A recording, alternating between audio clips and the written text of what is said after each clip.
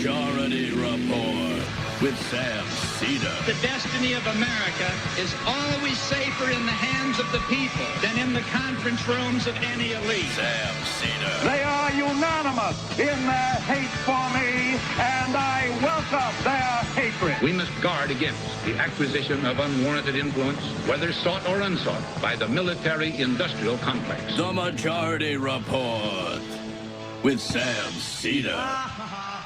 Ever get the feeling you've been cheated?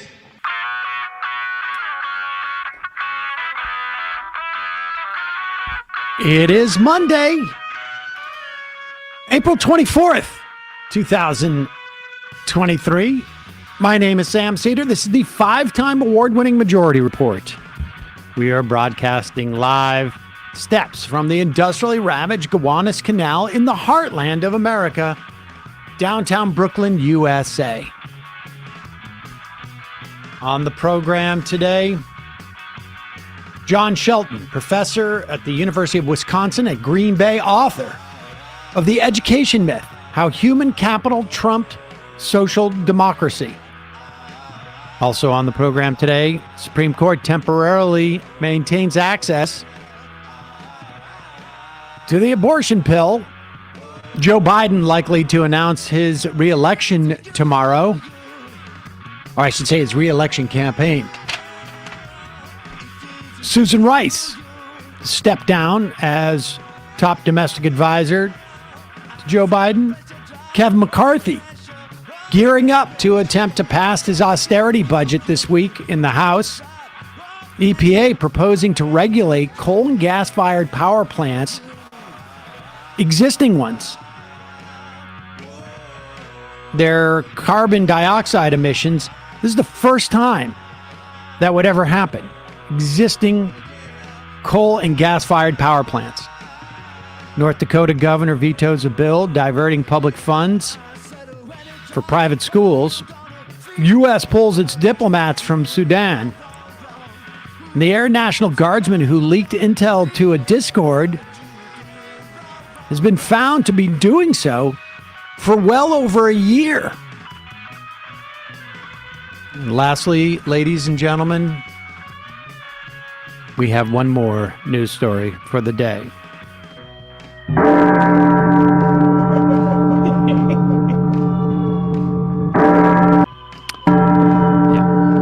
Yep, that bell signals that Tucker Carlson once again applying to Dancing with the Stars.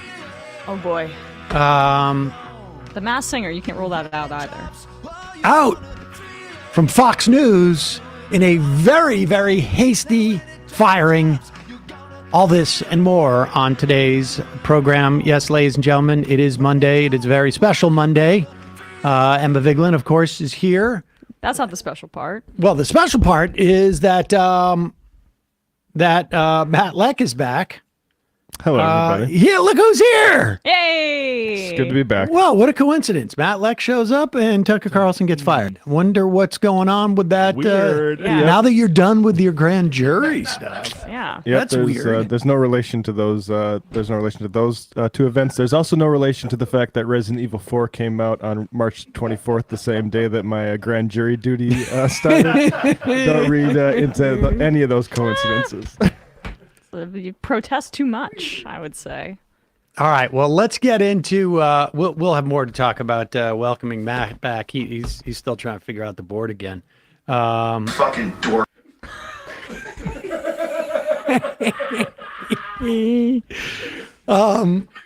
So, we had other things planned, but it just broke. The story just broke about, about half an hour ago. Here's Oliver Darcy's tweet. Shocking news from Fox. Tucker Carlson out at the network. This is the I guess, the press release they put out. Yeah. Fox News Media and Tucker Carlson part ways. Fox News Media and Tucker Carlson have agreed to part ways. We thank him for his service to the network as a host and prior to that as a contributor. Mr. Carlson's last program was Friday, April 21st. Fox News Tonight will air live at 8 p.m. starting this evening as an interim show helmed by rotating Fox News personalities until a new host is named. I guess he was 8 p.m. He was the 8 p.m. Was he the 8 p.m. show? I thought he was the 9 p.m. show. No, he's 8, then it leads to Hannity, then it leads to Ingram. I don't think that's the case. Did they switch that? Because he used to go up against Rachel Maddow. I don't know what that means. Maybe they pushed Hannity to 9 p.m. Yeah, it says Handy's 9 now. I don't think that's always been the case. I think that a few years ago, Tucker got the 8 p.m. slot, and that's why he was their crown jewel. In terms of Well, there you go. ratings. So Fox News Media, you may be right about that. Fox News Media, blah blah blah. I like how they say you have to say part ways. Like, what are Yeah. they on a journey and they each take different paths? Sometimes you just start growing apart, and sometimes that happens just with absolutely zero notice. And that's what seems to have happened in this instance. He was on Friday night. He said, "We'll see you on Monday." They were advertising, I guess, an interview with that. Vivek Ramaswamy, and they were advertising it as early as this morning. Man, I hope somebody leaks that. I really want to see it. There's a lot of speculation what this could be from. We should say this: he may run for president. We don't know, but I can assure you, this is not the way you would do it if you were running for president. This would not have been planned. You leverage that spot for as long as you can, and you have a sign off. The network, if there was no issue from the network end, they would be more than happy to say goodbye and get the news value out of like having one of their anchors run for president. That's not it. And we know he's very greedy from the Dominion leaks, and so running for president would be quite expensive. He cares a lot about making money. I mean, yeah, it's hard to imagine they would do that, but who knows? It is conceivable that this was part of the Dominion settlement that just they agreed never to talk about. Because, this is not the first person to go. Dan Bongino was let go the other day as well. Dan Bongino, I don't think he had a show on Fox, but he was a contributor, and he'd been there for quite a while. And if they were to let go of him, they would, you wouldn't have imagined that they would be doing a Monday morning promo. It's conceivable that they, the word hadn't gotten down, to promo that in the morning, and their plan was to get rid of him all along. But what's more than likely, it seems to me, is that there is something else, and that something else could be the Grossberg suit. This is one of his former producers, who not only was told to lie during discovery, but apparently there's additional lawsuits that had to do with unspecified sort of like a harassment or unpleasant workplace situation. Now, that's not to suggest that Tucker Carlson was sexually harassing anybody, but it is to suggest that it's possible there's some information came from her lawsuit last week that made Fox realize, okay, we've just got too many problems. Plus, we've got this other, Smartmatic coming up. And the way you fire somebody in this type of business, having been fired multiple times at Air America at various times, they generally, if they're worried, if it's a firing and it's a little bit ugly, they will not let you have a final show because they're afraid what you're going to do with it. Well, I mean, I wonder, and I'm also curious where he goes from here. Is he getting some big offer from Peter Thiel's Rumble? Thiel has the pockets to do it. And who replaces him? Like, they've been auditioning Tulsi Gabbard in that spot. That would be interesting if they move Hannity back to 8. Who is going to be, they could really just get they could scroll through libs of TikTok and intercut videos of people getting pushed into the subway tracks, and they'd get the same effect of the Tucker Carlson program. But I'm just curious who they think is the future there. Could be Jesse Waters. That's the pick. You're right, actually. I think if the betting markets are open, he's going to be minus 200 for that slot. There you go. I don't know what that means, but I'm He'll sure be the that favorite. Okay, and he's the favorite. And then Okay. we put Tulsi at like plus 150, I'm going to say. And so, we'll find out. But they also didn't seem to have a plan, right? The idea, like the rotating thing, I love that. That is, we've seen that. I've seen that happen when Randy Rose was fired by Mark Green at Air America. They didn't know what to do, so they just said, "We'll put a rotating crew of morons in there or something." So that's that. It does remain to be seen. Look, Tucker Carlson has been fired by every major network, news network there is. MSNBC, CNN, and now Fox.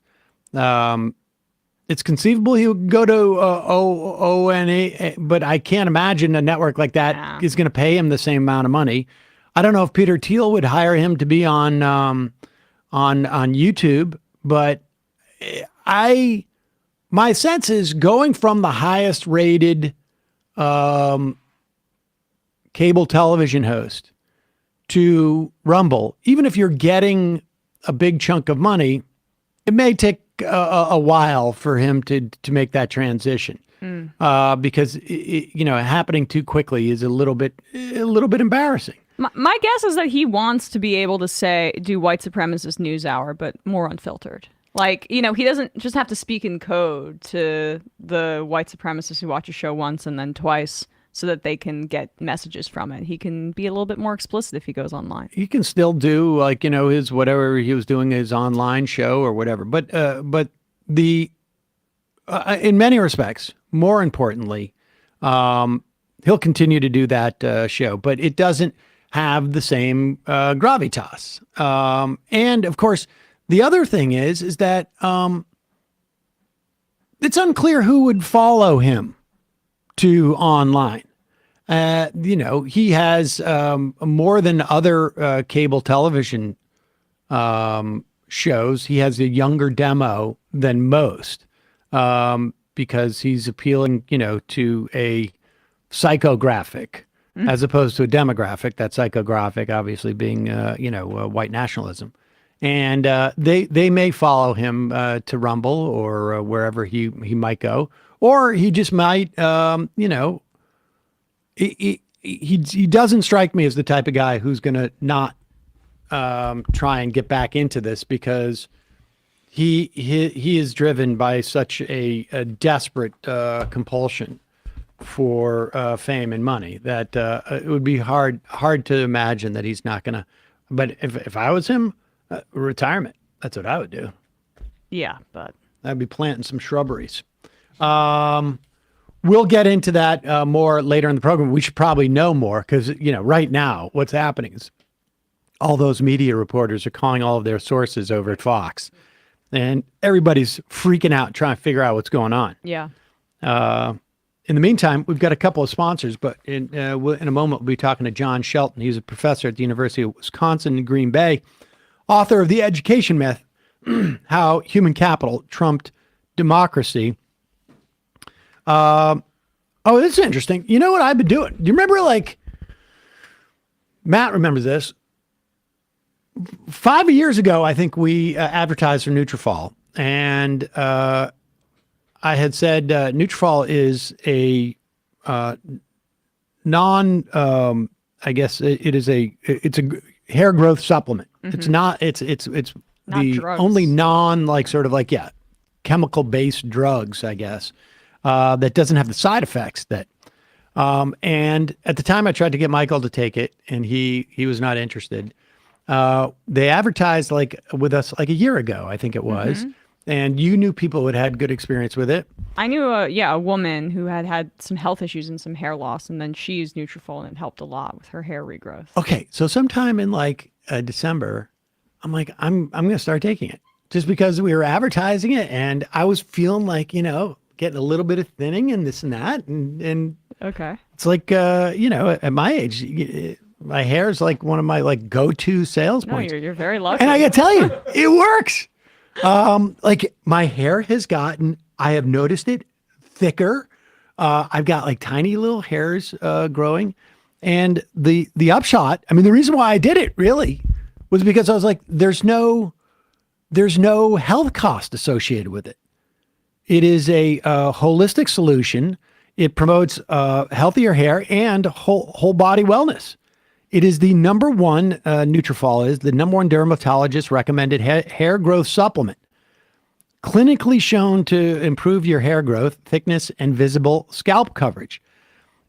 Nutrafol's hair growth nutraceuticals go beyond genetics to multi-target the root causes of thinning, including stress, which I have constantly, hormones, I imagine I have, nutrition, I don't do great with that, metabolism's not terrific, aging, I've got a lot of that, and lifestyle through whole body health.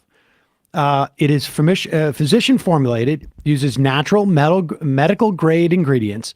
Nutrafol's drug-free patented technology provides consistent, reliable results without compromising your sexual health. In a clinical study, men showed progressive improvement in hair growth and thickness after 3 to 6 months, which has been my experience. Nutrafol is also trusted and recommended by more than 3,000 top doctors. You can grow thicker, healthier hair and support our show by going to Nutrafol.com, entering the promo code TMR. That's the Majority Report, TMR, to save $10 off your first month's subscription. This offer is only available to U.S. customers for a limited time, plus free shipping on every order. Get $10 off at Nutrafol.com, spelled Nutrafol.com, Nutrafol.com, promo code TMR. We'll put a link in the podcast and YouTube description, of course. Also, doesn't matter whether you've got a big business or a small business. Doesn't matter whether you sell stuff online or offline or. Mm-hmm. Not and/or. Like, both. Right? You can sell stuff online. But you're making a Star Wars I can't reference. look at Matt during the ad reads because he always has a little chuckle brewing. No, he's just not used to it. It's been a while since I experienced these ad reads. Exactly. Well, look, the point is Shopify covers every sales channel that you have. Doesn't matter if it's an in-person point of sale system to an all-in-one e-commerce platform. It even lets you sell across social media marketplaces like TikTok, Facebook, and Instagram. That's where it all is happening these days, from what I understand. Packed with industry-leading tools that will help ignite your growth. Shopify gives you a complete control of your business and your brand without having to learn any new skills in design or code. I give you shop.majorityreportradio.com, built on the Shopify platform. Incidentally, you can get those. We got all sorts of t-shirts over there. Check it out. But the point is, like a monkey can do it. Almost a monkey has. Probably not even qualified to be a monkey. Thanks to 24/7 help and an extensive business library, Shopify is there to support your success at every step of the way. And now it is your turn to get serious about selling and try Shopify today. This is Possibility, powered by Shopify. And you can sign up for a $1 per month trial period at shopify.com/majority, all lowercase. Go to shopify.com/majority. Take your business to the next level today. Shopify.com/majority. And lastly, another product that we use to great success here. It doesn't matter what business you're in. You're always going to have to hire somebody at one point or another. And it doesn't matter if you're a new business or you're a growing one. If you want to be successful, you need the most talented people available on your team. And that's where ZipRecruiter comes in. And right now, through our link, you can try it for free at ZipRecruiter.com/majority. Why should you use ZipRecruiter to help you hire for your business? Well, they have great technology that matches and finds for you basically highly qualified candidates for a wide range of roles. That's how we got Brendan here. And then through Brendan, we got Bradley. And if you're seeing somebody, some resumes that are available on ZipRecruiter, and you think they'd be perfect, ZipRecruiter lets you send them a personal invite, which makes them more likely to apply because people like to go to places that want them to be there. ZipRecruiter also offers attention-grabbing labels that speak about your job, that speak to like job flexibility, like remote or training provided or urgent and more. really helps your job stand out. You can let ZipRecruiter fill all your roles with the right candidates. 4 out of 5 employers who post on ZipRecruiter get a quality candidate in the first day. That was my experience. See for yourself. Go to this exclusive web address, ZipRecruiter, for free. ZipRecruiter.com/majority. Again, that's ZipRecruiter.com/MAJORITY. ZipRecruiter.com/majority. ZipRecruiter, it's the smartest way to hire. We will put links to all of these in the podcast and YouTube descriptions and on the site. And we're going to take a quick break. And when we come back, we'll be talking to Jon Shelton, professor at the University of Wisconsin at Green Bay, author of The Education Myth, How Human Capital Trumped Social Democracy.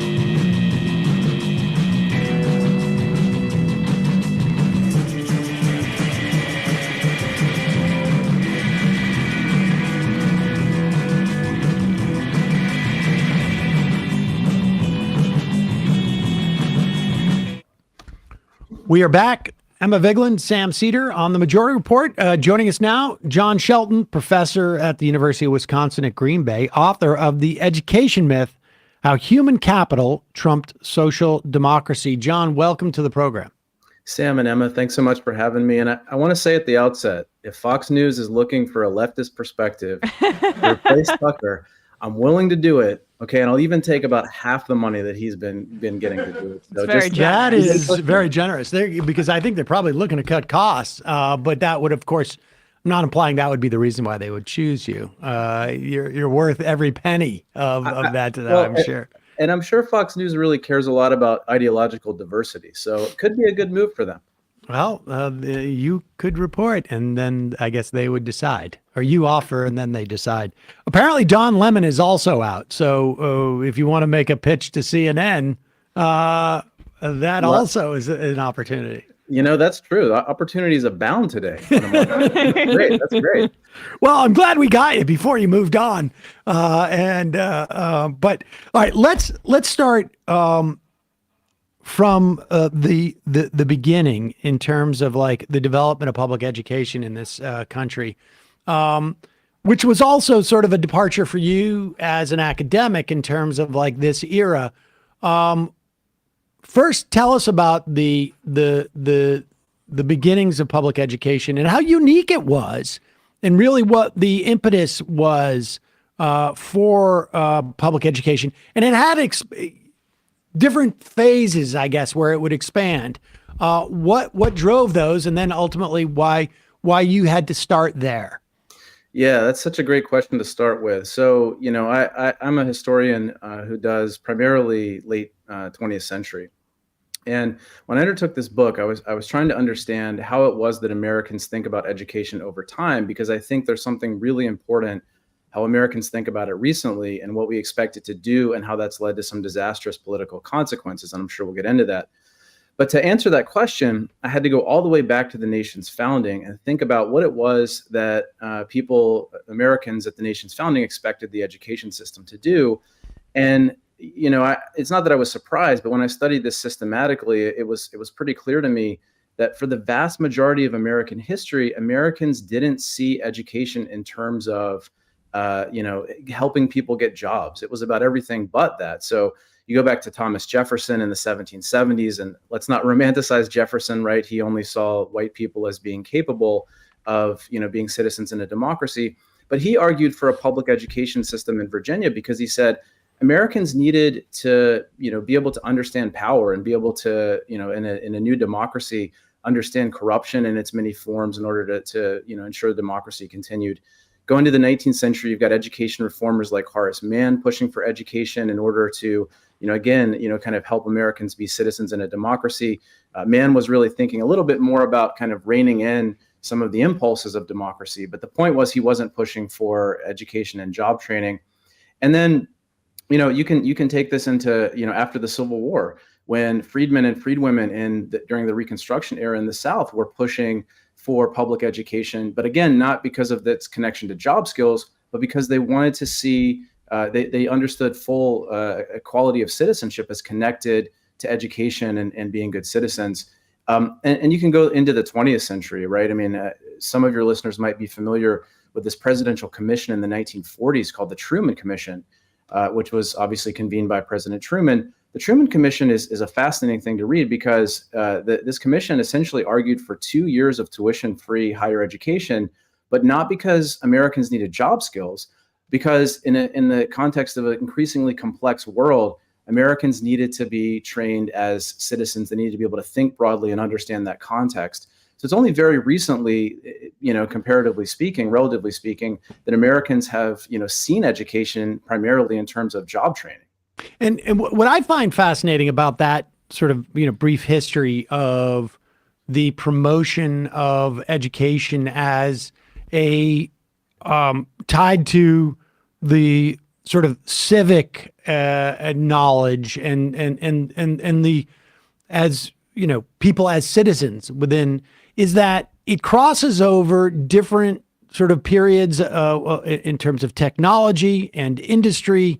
I mean, look, to become educated, in Jefferson's time, the idea of it being a vocational investment would be absurd, right? I mean, you go and you an apprentice. There's not, and I think that's arguable, well into the late 19th century. And then to see Truman, when we're certainly well past the, deep into the Industrial Revolution and past essentially, the idea that still you don't go to school to increase your earning potential. You go because there's an inherent value to society to have educated citizens. That's what I think is really fascinating about that sort of like broad stroke of history. Yeah, Sam, and that's such an important point because if you kind of take the flip side to that, which is how is it that Americans thought about economic opportunity and economic security? And the way they thought about it, especially in the context of the Industrial Revolution and more working people effectively losing their economic independence, right? Having to work for wages in the marketplace and really having their economic fortunes dictated by increasingly wealthy employers, is the primary means that working people used to fight for a better future. It wasn't to argue to their kids to go out and get a good education. It was, let's organize unions. It's, let's push for minimum wage laws and maximum hour laws and child labor protections, which, up until very recently, I thought was kind of a settled question in this country, but apparently it's not. But, and then that all culminates in the 1930s with the New Deal, where you have the institutionalization of many of these calls from working people, things like the Wagner Act, which, enshrined workers' rights to organize and collectively bargain and go on strike, which people at the time called labor's Magna Carta, Social Security. And then, in the 1940s, in the context of World War II, FDR even calls for an economic Bill of Rights, a second Bill of Rights, kind of crystallizing a lot of these things that working people had been pushing for. It was deeply popular. And that really framed the conversation in American politics for the next, after World War II, for the next 30 or 40 years. And I think to a large extent, Americans have forgotten that. I don't want to romanticize that era by any means. I mean, we know that, there's a lot of racial inequality that continues to exist, which is why the civil rights movement is there. It's a kind of breadwinner model that disadvantages is women in the labor markets. But at the end of the day, the premise of American politics during those years was to try and secure and expand as many economic and social rights for Americans as possible. And that's really what we've lost in the past few decades. Well, that's what I think is also important to understand that, because as we get into the part of your narrative where education takes on a different role, it's important to understand what was filling that role prior to education being tried to be shoehorned into it. And in other words, if you want to make more money at your job, the primary mechanism was unions, essentially, and organizing. And that was where, broad based. I mean, it's amazing in many respects how the union density and the education density, if you want to say in terms of higher education in LA, sort of has flipped from where it was 100 years ago, 90 years ago. As we get to that part of the narrative, I guess there's a question as to whether that was how on purpose that was. But let's move up through that. I mean, talk a little bit more about the Truman Commission, because I was not terribly aware of that history. So only somewhat, let's put it that way. And it really is fascinating. Truman, we really missed the boat with Truman. There was a couple of things that he floated during that was floated during that era where things could have gone in a very different direction in this country, it seems like. Yeah, the Truman administration really was, in many ways, we don't give him enough credit. In many ways, it was kind of the logical extension of the things that FDR was trying for. So one of the things I talk about in the book is that, just a year after FDR, comes out with this Economic Bill of Rights speech, there's a major effort called the Full Employment Act that would essentially guarantee all Americans jobs. And this was deeply popular. It was polling at probably 75%, something like that. And this bill, which Robert Wagner, this really important senator who authored the National Labor Relations Act, right, which established workers' rights to organize, Wagner said this bill is FDR's legacy.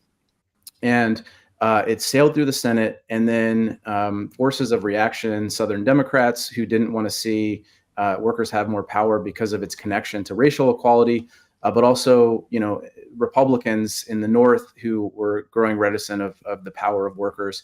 They kind of organized, and business opposition organized against it and kind of watered it down in the House. But Truman really went to bat to try and get that law passed. And then again, to the point about higher education, I mean, Truman also supported universal health care, major healthcare reform. And then with higher education, with these presidential commissions, you have to think about the people that, that are appointed to these commissions, right? Because obviously they're doing the actual work. But Truman basically, when he charged this commission, he said, I want you to go out and essentially determine what higher education should do, particularly in this more complicated world, and a viable path forward to provide it to as many people as possible. And, the commission included people like Horace Cowan, this intellectual from the New School, who had kind of pioneered this idea of cultural pluralism, that, the way American society should exist is that the Americans and all their sort of diversity, should sort of work together to develop a common path forward.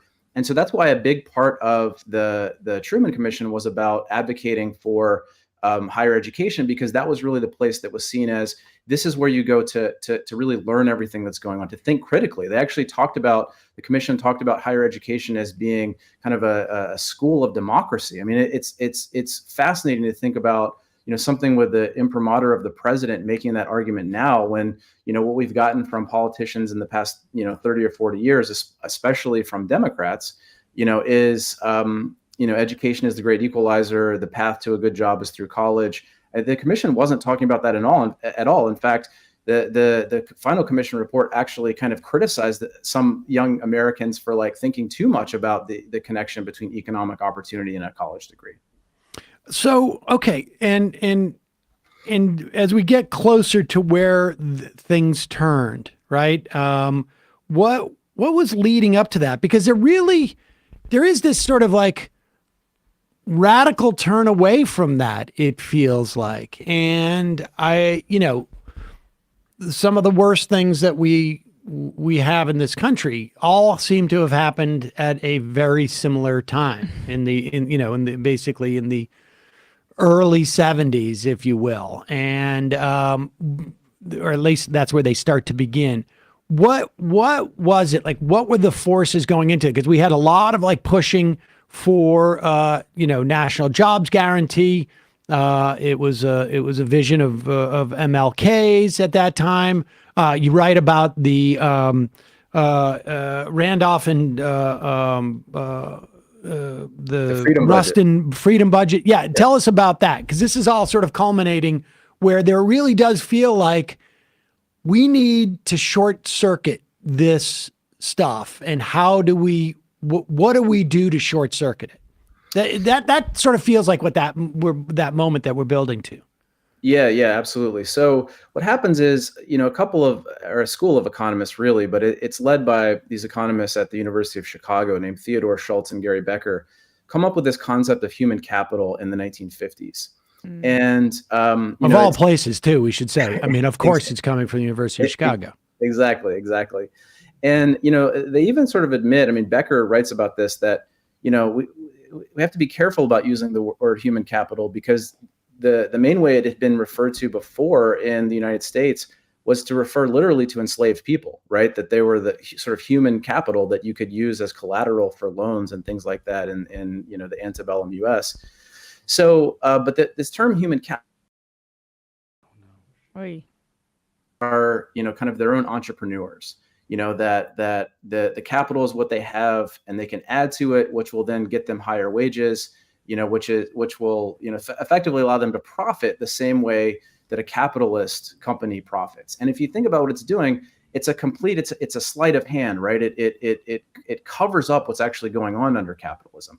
Anybody who works for a boss, and my students intuitively get this when I tell them this, that their boss is taking a cut of what they produce. Otherwise, there's no reason to employ them, right? I mean, you don't have to be like a hardcore Marxist to understand that.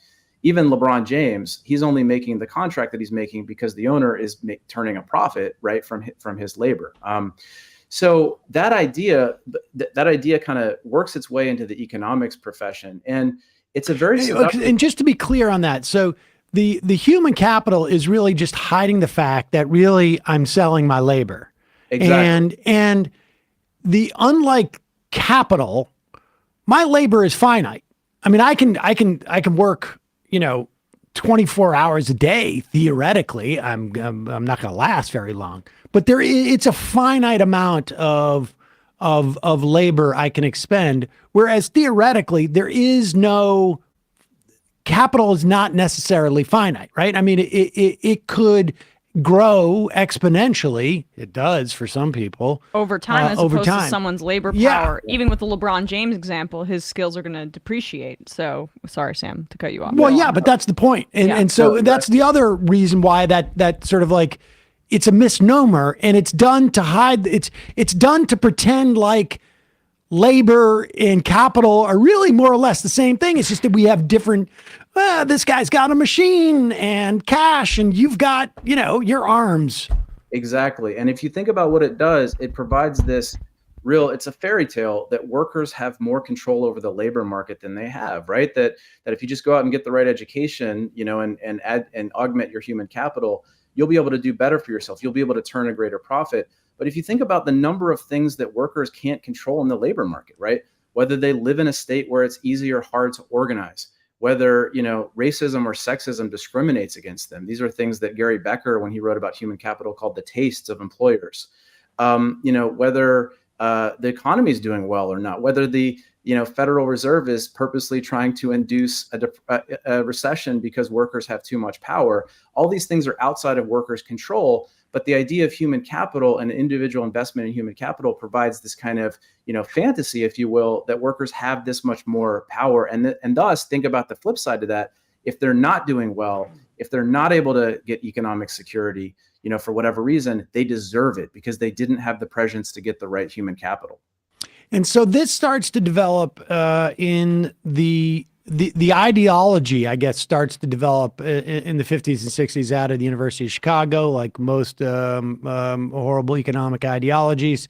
And how does it start to go into practice? I mean, and we should say the thing I found fascinating about your book here too is that education is also used. Education is being used in lieu of like directly dealing with the question of labor. But we see this like every day in elementary schools, and like, how are we going to deal with kids not getting fed? How are we going to deal with poverty? How are we going to deal with, all of the social ills that come from that? We just leave it on the schools now. It was sort of a genius move. Did you come across any indication that this was how self-conscious or how conscious this shift was? Yeah. So here's what's happened. So first of all, Schultz, this economist from Chicago, he's not really like a libertarian economist in the way that like Milton Friedman or these other, folks from the Chicago school are. He's actually more of a neo-Keynesian. So there were a lot of folks in the Johnson administration who, kind of bought into the argument, right? And I don't think anybody in the Johnson administration, in the 60s was like twisting a mustache saying like, let's do this instead of other social reforms. Obviously, the Johnson administration was committed to a number of really important reforms. That's how we get Medicare and Medicaid. But what I argue is that this growing kind of human capital myth idea, competes with this social, what I call the social democratic idea, the idea of social investing in social and economic rights that runs through things like the freedom budget and the 70s, which really would have guaranteed people jobs and done something about the poverty that existed in so many inner cities and actually rural parts of the United States. But that, for partially because of political expediency, right? The Vietnam War is going on and that's becoming a point of conflict, but also because, people who become elite political figures often believe in the idea of meritocracy. They believe in the power of education because it did actually open doors for them, even if it is impossible to, actually rectify all of the injustices that exist in our world. And so kind of between those two things, they vie with each other. But then when you get to the 70s, there is conscious class warfare from above by corporations, right, to make it harder for workers to organize. This is actually when the union avoidance industry is pioneered, efforts to outsource blue collar jobs. And so in that context, when workers without college degrees are not doing all that well, and you've got this enormous pressure on their livelihoods, suddenly this becomes something that's more palatable for neoliberal politicians, especially Democrats, to say, we've got to kind of lower the expectations of government and focus on education, because that's the one thing that few people are going to say, no, we shouldn't invest more in education. We're kind of getting to that point now with, Republicans and sort of where their party has gone. But for a very long time, from about the 70s, through honestly, the election of Trump in 2016, the biggest sort of bipartisan consensus you can find in this country is the idea that investing in education was important because it connects to labor needs. Because again, it's a very, very seductive idea, because if you can just invest in education, you don't have to change any of the other power dynamics in society, right? And it gives people something that they can, politicians in particular, something they can grasp onto to make an argument, what they see as a winning political argument. Yeah, you mentioned the Vietnam War. I didn't want to pass through that before asking you about this. How conscious was the threat of kind of like an educated citizenry that was standing up to, especially young people, powerful actors in government? Because it seems to me that, yes, obviously the shift of education being to make citizenry versus to make workers you lay that out so well. But the conjoining political factors too of consciousness and social movements also, I feel like it has a story here. Yeah, so that's such a great question, and I don't write extensively about this in the book, but there's a moment in the 1970s. It sounds like tinfoil hat stuff, like political conspiracy, but all you have to do is kind of just go and read it. There's literally a report by the Trilateral Commission in the 1970s, which is this commission that's put together by all these political elites. David Rockefeller, from the Rockefeller family, connected to, banking interests. And this is 1974, 75. Carter's Zbigniew Brzezinski was a member of the Trilateral Commission and became a big part of the Carter administration. And again, it sounds tinfoil hat. I hesitate to almost to bring it up, but effectively, what the Trilateral Commission argues is that for the stability of the West, the Western democracies, basically they had to tamp down the democratic aspirations that young people were pushing for. And it's not an accident that you see the party, the Democratic Party in particular, move in that direction. So in 1976, Humphrey Hawkins, which was a bill that was co-sponsored by Hubert Humphrey, this liberal Midwesterner, and Augustus Hawkins, founder of the Congressional Black Caucus, who represented Watts. They were basically saying, we need a jobs guarantee. There's high unemployment. We've got to do something for working people. Coretta Scott King actually organized to sort of led the effort to mobilize grassroots support. She called it Martin's Legacy. There were hundreds of demonstrations across the United States. And Carter, who was, again, kind of, I think, influenced by this line of thinking and just, sort of looking at the direction the Democratic Party was going, literally says in 1978 in the State of the Union address, we need to accept that government can't do everything. It can't give people a job. People need to lower their expectations. And, so there is a direct moment in the 1970s when the Democratic Party kind of moves pretty, explicitly in that direction. Well, that period of time, and we've, over the years interviewed so many people from, Lily Geismer, who's really is focused on this era quite a bit. Incredible, by the way. And both of them actually. I mean, and having grown up in Massachusetts around that time, had seen some of this, but this is such a big jump in the course of like 6 years, right? I mean, 6 to 8 years, and the education thing fits in with the sort of this push for neoliberalism, which had been growing since Mont Pelerin and in the late 40s, and we see Milton Friedman gets sent out down to Chile and gets a chance to do a dry run here of this, and this push for education, so that people understand how it fits into the neoliberal sort of like framework.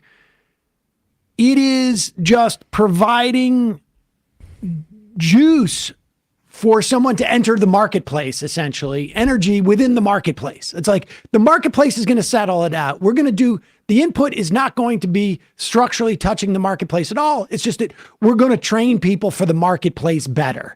And that's where this twist on education comes. And we get a guy like Carter, who had some positive aspects, but also very anti-union, coming from the South, and the education, just almost like on a dime, starts to become a commodity that it has like a dollar value that you can place upon it in the marketplace, as opposed to an important thing for society to maintain for the stability of the society, just broadly speaking.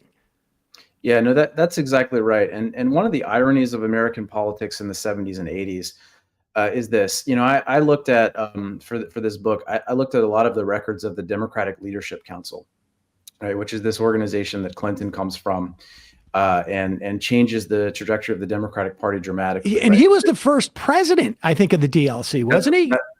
He wasn't the first president, but he was president when he declared. Exactly. Okay. Exactly. Yeah. So, but what's really important about that is that the DLC, when they were kind of making their arguments, especially in the mid 80s, right? And the DLC is an organization of elites, right? I mean,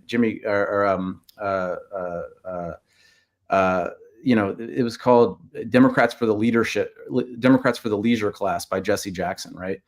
Their argument was that the party needed to move away from special interests. That labor and civil rights activists had been pushing the party in a direction that was unsustainable.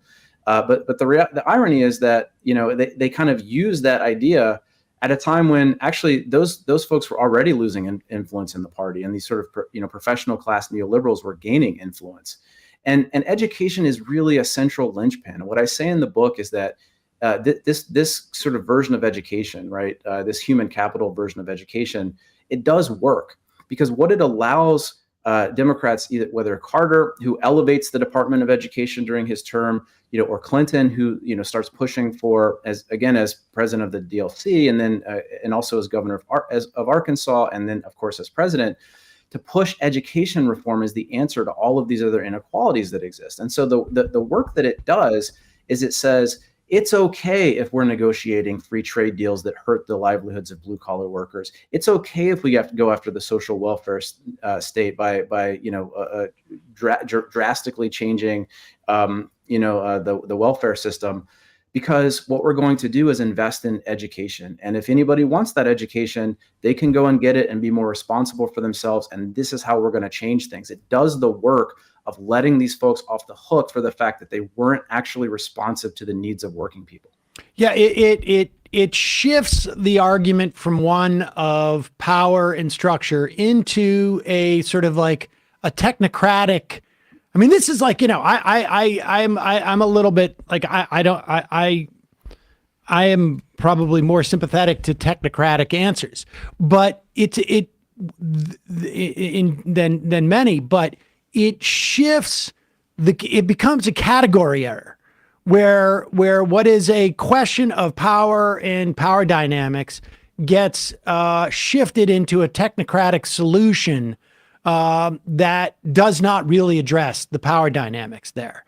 It just basically makes it about like, well, we'll see who rises to the top, and talk about the meritocracy issue, because this is.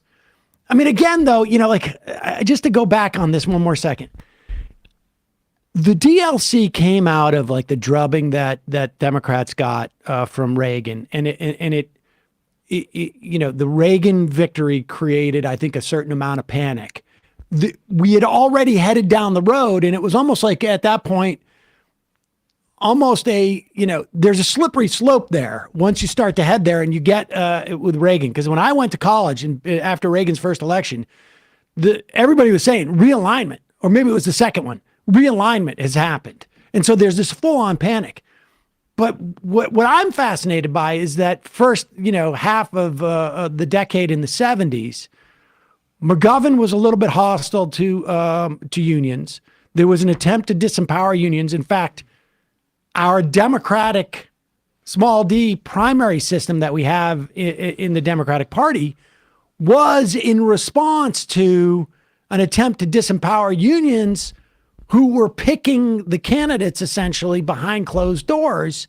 One could argue that, yeah, we should have a little more democracy in this way, but it came at the expense of unions, and that just kept going. Like there was another solution. Like, how are you going to do it? If you're not going to empower workers, if you're not going to give workers the ability to collectively empower themselves, how do you give them the ability to like individually empower themselves? But once you move from collective to individual, it becomes a very different sort of like you're addressing a very different thing.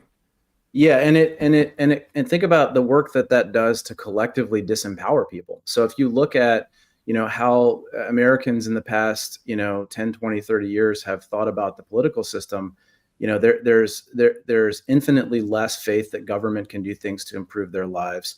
There's infinitely less faith in institutions like Congress. Now there's other reasons beyond just the education myth for that, of course. But what you see is just a complete generation of folks who are disaffected by politics, and that's one reason. Honestly, go back to Tucker Carlson for a minute, that he's been able to make this sort of connection as this Fox News analyst with this sort of false version of populism, because he trades in that kind of stuff, And I think one of the things that frustrates me about this kind of argument about Reagan is, there were idiosyncratic reasons that Reagan got elected. I mean, in 1980, it was a referendum on Carter as much as it was anything else. And then you've got an incumbent president who runs for re-election after, the recession that he induced ends, right? And so he's able to kind of take credit for that. But look at what's happening in Congress. Democrats, for the most part, maintained control of Congress during those years. think about when was it that Democrats, our Congress really became up for play in the way that it has been in our Clinton. memory. 1994, Right. right? It's 1994, and you think about what's so important about that. It's NAFTA. I mean, you had millions of workers who worked their butts off to get Clinton elected in 1992. Organized labor was firmly behind him looking for labor reform. Instead, he comes in and negotiates NAFTA over the objections of labor, has cost blue collar workers, manufacturing workers, hundreds of thousands of jobs, including many in my state of Wisconsin, which has, moved in this direction of it's a complete purple state, and has given space to reactionary Republicans over this kind of thing. And, all those workers who lined up to support Reagan in 92, I'm not saying this is the only reason that Republicans won in 94, but it wasn't because Contract for America was this deeply popular thing. Well, that was released like 2 weeks before they got elected. I mean, Exactly. nobody knew what that was. Exactly. I mean, and we should say that in that 92 election, Clinton only wins with 45% of the vote. That's right. People, Ross Perot was there basically saying, you're going to hear this giant sucking sound, and that giant sucking sound is all the jobs are going to go down to Mexico. And then you did, and Clinton has we're also going to pass, labor standards and environmental standards. We're not going to pass them. We're going to make a side agreement with Mexico to do that. Yep. They never do it. And so that sucking sound actually does happen. And then we move into sort of like the learned code world, essentially, and like the internet bubble of the late 90s, I think hides what has happened to a large extent, and it starts to come out. Just talk about the concept of meritocracy, because I find this fascinating, because this also Clinton, Obama, these are guys who were, born into, they were not born into elite families in any way. They had every reason to believe the meritocracy functioned because they were one of the people, it's just like, how do you, you'd have to be an odd type of person to think like, I'm president of the United States. I got here because I'm totally lucky, as opposed to like, I'm really good at this. Right.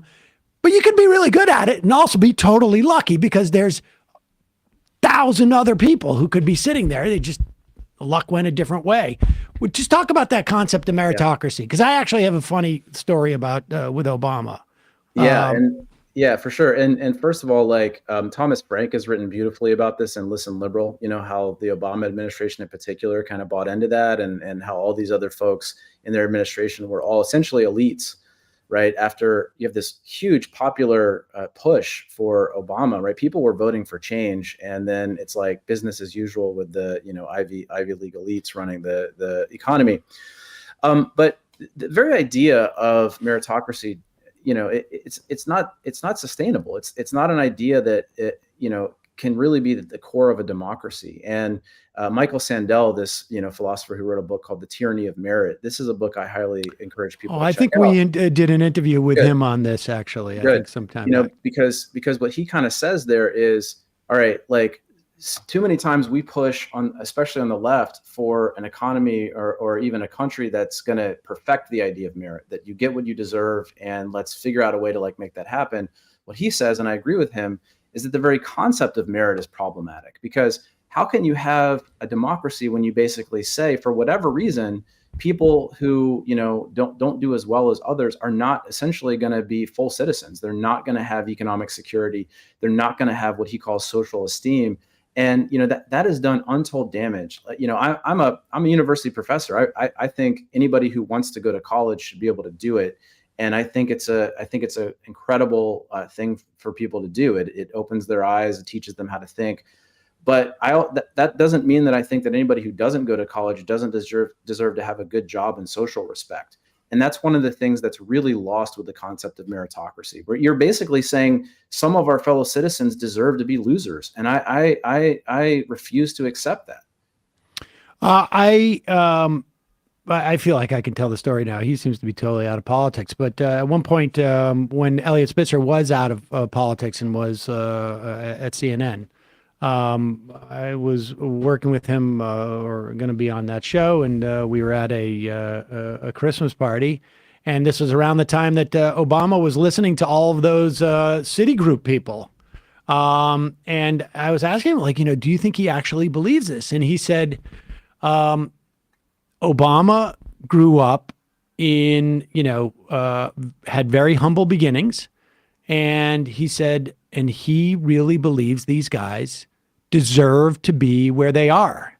And he says, I went to Princeton with all of them. I know they're all C students and cheat at tennis, is what he had said to me. And I think on some level that was like, that is,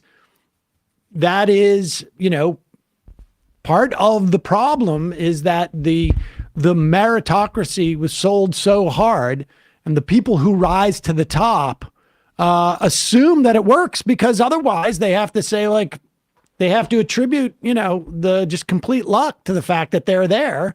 And so they presume that everyone else who is at the top, who are there because their parents were legacies at Princeton or they were wealthy, they just assume they belong here too. And then that's how all of our policy gets formed.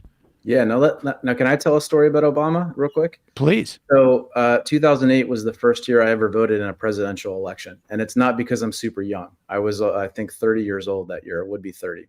And the reason for that is because I didn't believe that presidential elections really mattered for a lot of, especially young people. But I can remember where I was when I decided not just to vote for Obama, but to support him in the primary. And I can remember this very clearly because this was February 13th, 2008. I was in the hospital. My daughter had just been born. So it's like she was born the day before. She shares a birthday with Abraham Lincoln, which she hates when I point out. But February 13th, 2008, I can remember watching this speech. It was in Janesville, Wisconsin. I write about it in the book. And Obama gave a speech where he was clearly trying to separate himself from Hillary Clinton, who I was unenthused with at the time. And in the speech, he basically, this was right when the GM plant, which eventually would go under in Janesville. Remember, that was a big part of that campaign that year. And Obama basically said, I'm going to be different than other politicians. We've had a Washington in place that privileged trade.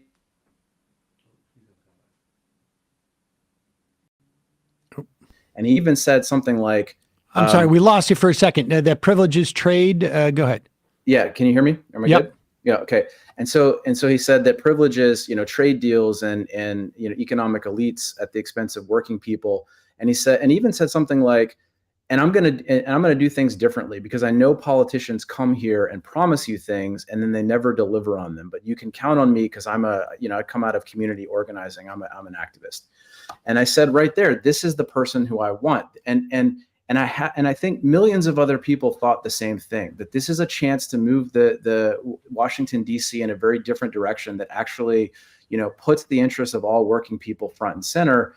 And then, the second that he comes into office, and look, he did some good things, right? I mean, like the healthcare bill, I would have preferred, universal healthcare, of course, but it did expand coverage to a lot of people, right? It did some good things. He did some good things, but then to essentially just bring in, Ivy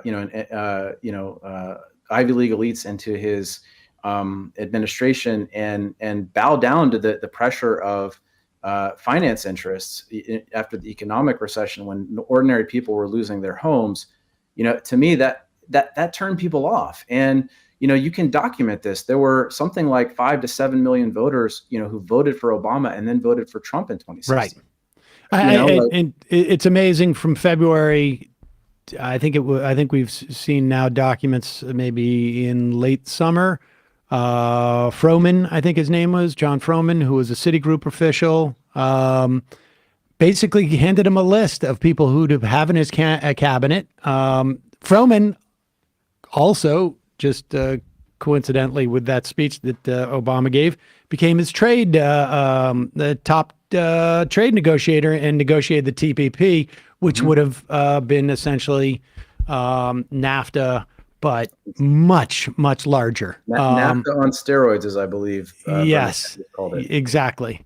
John Shelton, really important piece of history for us. Really appreciate you coming on talking about it. The book is The Education Myth, How Human Capital Trumped Social Democracy. We will put a link to that at majority.fm.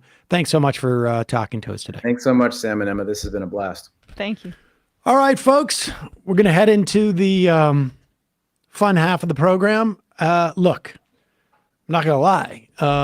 With Tucker Carlson, now Don Lemon gone, just overnight, we're going to really need help from our membership to keep things afloat. We're not going to have Tucker Carlson to kick around anymore. And it's going to be harder to, rip his stuff off of Rumble with their, anti-piracy. Yeah, when he starts having, his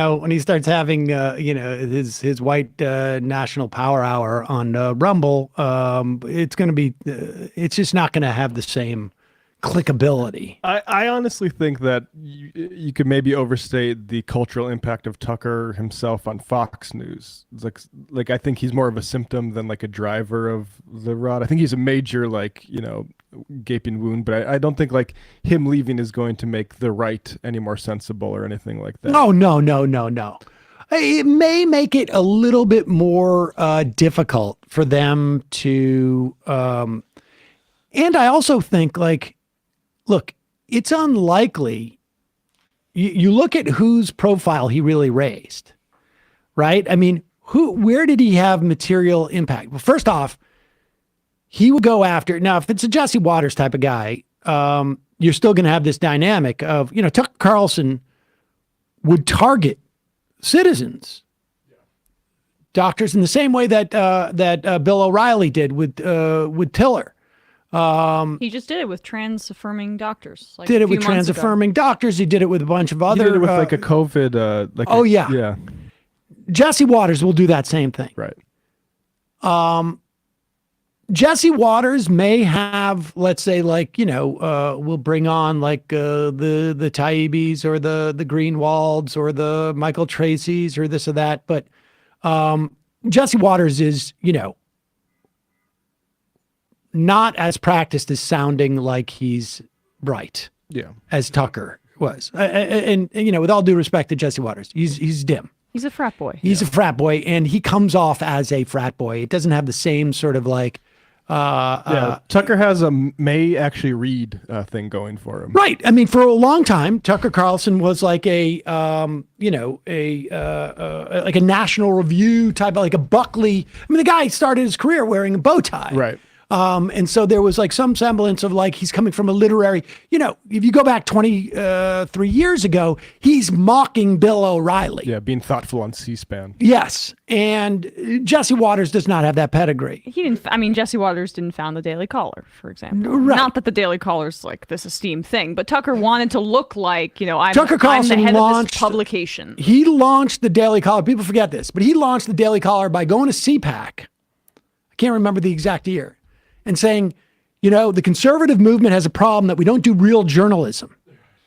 We just want stuff that's regurgitated and given back to us. Now, with that said, within 9 to 15 months, they're just doing Swedish bikini stuff. They're just driving clicks. And they've abandoned that. But that's the way he launched it. So he's had at different times the pretense and, to do that, Jesse Waters, his big, he'd come in I read the Monarch notes to, Huck Finn or whatever it is. I'm an intellect, whatever, he's a moron. So it will have some material difference, but it's not going to be earth shattering in any way. And I can assure you, if it is like a Jesse Waters, he's going to try and, appeal to those very same white nationalist people. It's just what is more relevant is what are the constraints that Fox is feeling that they had to get rid of Tucker Carlson and Dan Bongino, and maybe in the next coming days there's more. That's really the question. Is there something happening on the shareholder side that is constraining them more so than the material implications of Tucker Carlson going away? But we will follow that obviously more as the days and weeks go on. Just a reminder, it's your support that makes the show possible. You can become a member at jointhemajorreport.com. Right now, Just Coffee is doing a 30% off sale. Whoa. And I got to get, what is the, I'll get this right now. Just Coffee is doing a 30% off sale. The normal coupon code is off. Oh, wait, here it is. Let's try this one more time. There is no coupon code necessary. Just head over there. 30% off of Just Coffee. Go try the Majority Report blend. You will not regret it, folks. Good time to try different type of stuff. And also, just a note, cedarseeds.com is down at the moment. We're going to extend the 420 sale because it's not your fault. But we will get back up that. Mine have just started to grow. I got to take some pictures and bring it in. But Emma. Yeah. ESVN. Yes. We've got a lot of news today. I was too excited. I couldn't follow everything. No, it's fine. I mean, we've got a lot of news on ESPN. We're in the midst of the NHL NBA playoffs. We'll be breaking that down. And Bruins. Yeah, no. They're very good. We'll see. Super good. I'm a little worried about them in the East, but I don't blame you. They we'll be talking about that, and we'll be doing an NFL mock draft, which is one of my favorite activities to do ahead of the draft. I color coded it over the weekend like a real loser. So check that out. YouTube.com. Got the 64 color crayon box out. Oh no! I went on like the internet to find the color codes for each of the teams to make it very authentic. So it's totally worthless, but fun for me. YouTube.com/ESPN show. Yeah, for me, I'll do mine now. Left Reckoning, we had a good show last week called Stangler. We talked about the Macron and the pension reform and the protests. Speaking of France, yesterday, Sunday, for Left Reckoning Patreon members, we did our first installment of the 18th Brumaire of Louis Napoleon, by Karl Marx, which is my favorite Karl Marx written, which is him being sort of political and historical instead of economical, which is more my speed. So check that out, patreon.com/leftreckoning. All right, folks, 646-257-3920. We will be back in just a moment, the fun half. You are in for it. All right, folks, 646-257-3920. See you in the fun half. Oh, no. Are you ready?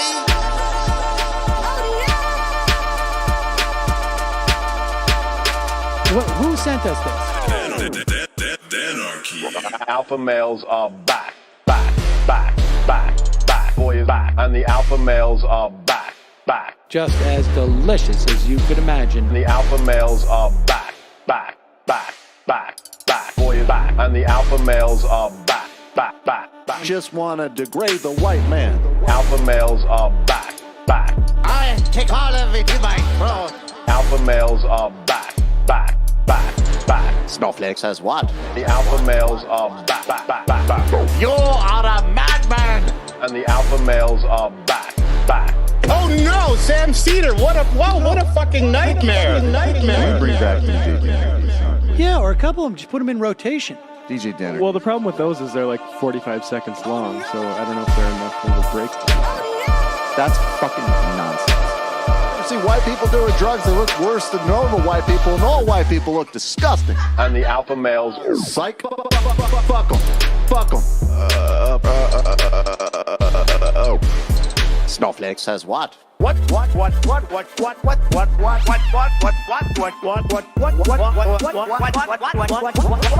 Snowflake says what? A hell of a lot of bank. A hell of a lot of bank. A hell of a lot of bank. Okay, I'm making stupid money. Hell of a lot of bank. A hell of a lot of bank. All lives matter. Have you tried doing an impression on a college campus? I think that there's no reason why reasonable people across the divide can't all agree with this. Psych. And the alpha males are back.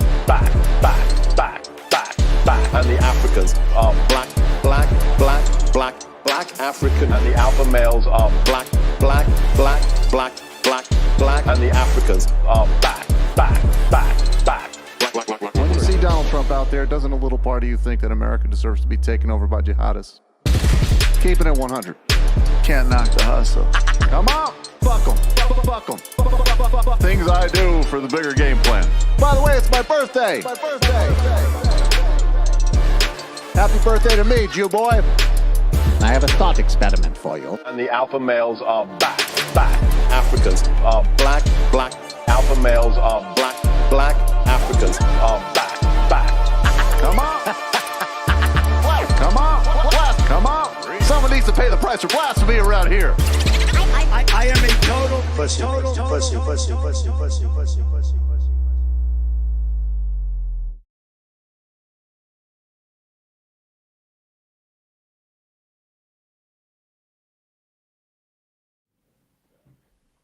We are back. Sam Seder, Emma Vigeland, Bradley, and Matt.